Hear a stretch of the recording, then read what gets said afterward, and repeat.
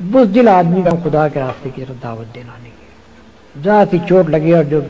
بلبلے کی طرح بیٹھ جائے وہ آدمی خدا کے راستے کی طرف دعوت نہیں دے سکتا.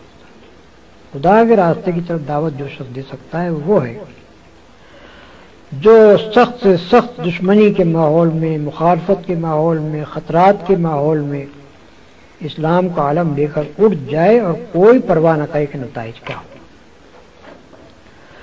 رسول اللہ صلی اللہ علیہ وسلم کی اپنی ذات اس شجاعت کا مکمل نمونہ ہے. مکہ معظمہ میں کھلا آپ نے دعوت اسلام پیش کی، ان لوگوں کے درمیان پیش کی جو آپ کے خون کے پیاسے ہو گئے، جنہوں نے کوئی کسر اٹھا رکھی آپ کو ظلم کا نشانہ بنانے میں اور آپ کے ساتھیوں کو ظلم کا نشانہ بنانے میں. لیکن ایک لمحے کے لیے بھی آپ نے اپنی دعوت کو چھوڑنا قبول نہیں کیا،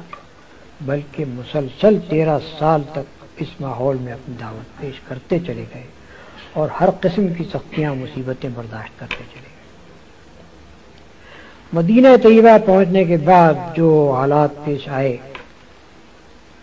بڑی خطرناک لڑائیوں میں جہاں کے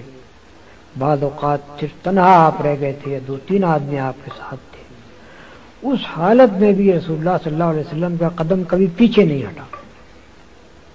بلکہ غزوہ حنین کے موقع پر جبکہ مسلمانوں کو تقریباً شکست ہو گئی تھی اور لوگ بھاگے چلے جا رہے تھے، اس وقت یہی نہیں کہ رسول اللہ صلی اللہ علیہ وسلم اپنے مقام پر رہے، نہیں بلکہ برابر آگے بڑھتے چلے دشمنوں کی طرف، اور اس بات کو چھپایا بھی نہیں کہ میں کون ہوں. فرمایا کہ انا النبی لا کذب انا ابن عبد المطلب،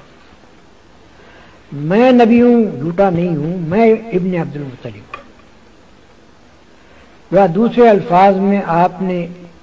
عین حالت جنگ میں اس وقت جبکہ آپ بالکل 2-3 آدمیوں کے ساتھ تنہا رہ گئے تھے اور دشمنوں کے نرغے میں تھے،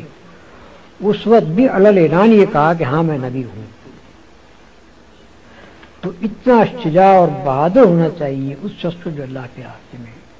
دعوت دینے کے لیے کھڑا ہو.